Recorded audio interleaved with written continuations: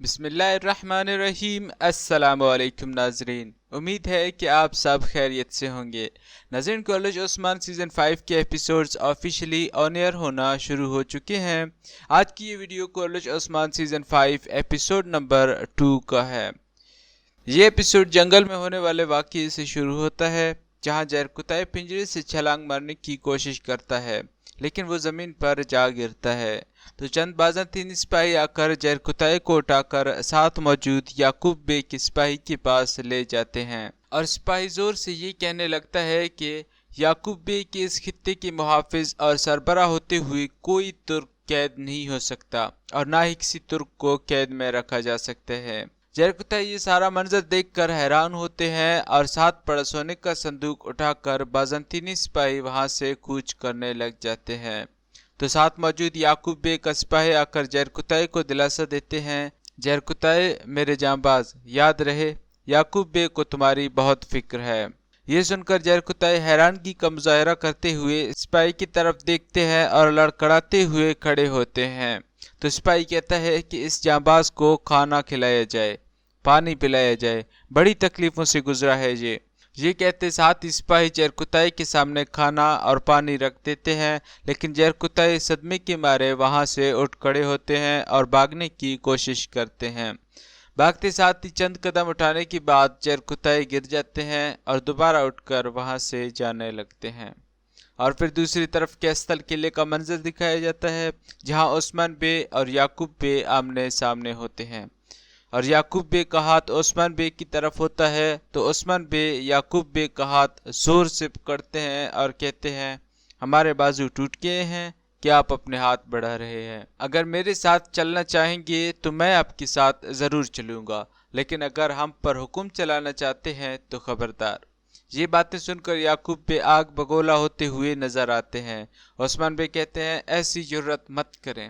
تو جواباً یعقوب بے کہتے ہیں، میری نیت صاف ہے عثمان بے، ہم اطاعت کے لیے خود کو خطرے میں جھونک رہے ہیں، مگر آپ تکبر میں آ کر بغاوت کرنا چاہ رہے ہیں۔ یہ کہتے ساتھ ہی وہ اپنے تلوار کی طرف ہاتھ بڑھاتے ہیں اور کہتے ہیں، بغاوت کرنے والوں کا انجام واضح ہے۔ تو عثمان بے کہتے ہیں، نہیں، میں بغاوت نہیں کر رہا یعقوب بے، میں آپ کی عظمت سے خوب واقف ہوں، سلامت رہیں، ہمیں ظالموں کا نوالا بننے سے بچایا، ہماری مدد کرنے کا بہت بہت شکریہ۔ یہ سن کر یعقوب بے کہتے ہیں، ٹھیک ہے، تو کم از کم آپ کا تکبر حقیقت سے واقف ہونے میں رکاوٹ نہیں بنا۔ عثمان بے ایک قدم آگے بڑھ کر کہتے ہیں، یہ تکبر نہیں ہے، لیکن اگر آپ ہم سے لامحدود سفر کے لیے ہم سفری کا وعدہ چاہتے ہیں تو اچھی طرح سوچے سمجھے بغیر ایسا کرنا ممکن نہیں ہے۔ تو یعقوب بھی کہتے ہیں، سب نے فوراً بغیر کسی ہچکچاہٹ کے فیصلہ کیا ہے، ہچکچاہٹ میں صرف آپ پڑھ رہے ہیں۔ ہاں، اگر آپ میرے ساتھ نہیں میرے سامنے کھڑا ہونا چاہتے ہیں تو بات الگ ہے۔ اور آگے بڑھ کر کہتے ہیں، مجھے ایسا کرنے پر مجبور نہ کریں۔ یہ کہتے ساتھ ہی وہاں موجود تمام سپاہی تلوار نکالتے ہیں، اور پھر دوسری طرف جنگل کا منظر دکھایا جاتا ہے، جہاں ہولوفیرا کسی درخت سے بندھی ہوئی ہیں اور کہتی ہے، تم ہوتے کون ہو مجھے لے جانے والے؟ یہ سن کر وہاں موجود اورہان کہتے ہیں، تمہیں مجھ سے کوئی بھی نہیں چھین سکتا، ڈرو مت۔ تو ہولوفیرا کہتی ہیں، اصل میں ڈرنے کی ضرورت مجھے نہیں، تم لوگوں کو ہے۔ یہ سن کر ساتھ موجود یعقوب بے کے بیٹے محمد بے آگے بڑھتے ہیں اور غصے سے ہولوفیرا کی طرف دیکھتے ہیں، تو ساتھ ہی اورہان بے ان کے سامنے کھڑے ہوتے ہیں اور کہتے ہیں، میری لاش پر سے گزرے بغیر اسے کوئی چھو بھی نہیں سکتا، اگر تمہارا ارادہ یہی ہے تو آگے بڑھو۔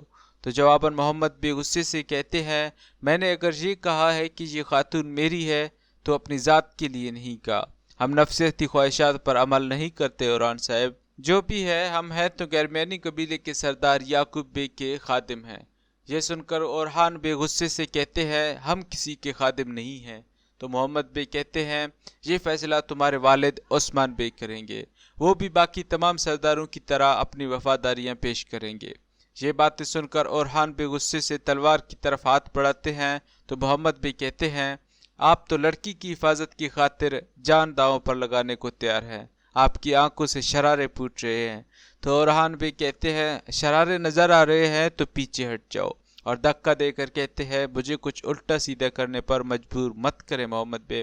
تو جواب میں محمد بھی کہتے ہیں بڑی محبت کرتے ہیں اس لڑکی سے، ہاں شادی کریں گے؟ ظاہر ہے اس خاتون سے آپ کا لگاؤ واضح ہے، تو پھر میں اس محبت کے سامنے رکاوٹ نہیں بنتا۔ یہ کہہ کر وہ پیچھے ہٹ جاتے ہیں اور کہتے ہیں چلیں یہ عورت آپ کی ہوئی، بات ختم۔ ہم نے اپنے بڑوں سے یہی سیکھا ہے اورحان صاحب کہ مشکل وقت میں ایک دوسرے کا ساتھ دیے جائے۔ اور پھر وہ ہولو فرا کی طرف دیکھتے ہوئے اورحان سے کہتے ہیں یہ احسان کبھی فراموش مت کیجیے گا۔ تو جواب میں اورحان بھی کہتے ہیں شکریہ شکریہ محمد صاحب، ہم اپنے ساتھ روا رکھا جانے والا سلوک کبھی نہیں بھولتے، مگر ہمیں یہ بتایا گیا ہے کہ احسان کر کے جتانا چھوٹے لوگوں کا کام ہے۔ یہ سن کر محمد پہ اورحان کی آنکھوں میں آنکھیں ڈال کر غصے سے کہتے ہیں احسان کو اہانت سمجھنے والے بھی چھوٹے لوگ ہوتے ہیں اورحان، اہانت مت سمجھو، بڑے لوگ ایسی باتوں کو دل سے نہیں لگاتے۔ اور آگے بڑھ کر اورحان سے سرگوشی کرتے ہوئے محمد بھائی کہتے ہیں اگر دوبارہ مجھ سے مقابلہ بازی کی تو تمہیں مسل دوں گا، اور اپنے سپاہی کی طرف اشارہ کر کے تھیلی لیتے ہیں اور اورحان کی طرف آگے بڑھا کر کہتے ہیں لو لسی پیو، دل میں دہکتی آگ کو ٹھنڈا کرو۔ اورحان بسم اللہ پڑھ کر لسی محمد بے سے لیتے ہیں اور بیٹھ کر پیتے ہیں، پھر اٹھ کر کہتے ہیں نہیں، یہ آگ غصے کی ہے اور اسے صرف خون ٹھنڈا کر سکتا ہے۔ تو محمد بے کہتے ہیں خاتون کی بندشیں کھولو۔ یہ کہتے ساتھ ہی سپاہی ہولو فرا کی رسیاں کھولتے ہیں اور رسی کھولتے ساتھ ہی ہولو فرا سانجاکسز کی سپاہی کو لات مار کر نیچے گرا دیتے ہیں اور کہتی ہے یہ مجھے درخت سے باندھنے کے لیے، اور پھر اورحان کی طرف اپنے بندے ہاتھ بڑھاتی ہے۔ تو محمد بے کہتے ہیں اورحان بلا سے پالا پڑا ہے تمہارا اورحان۔ یہ سن کر ہولو فرا کہتی ہے تم سے بھی حساب کتاب برابر کروں گی بےہودہ سردار۔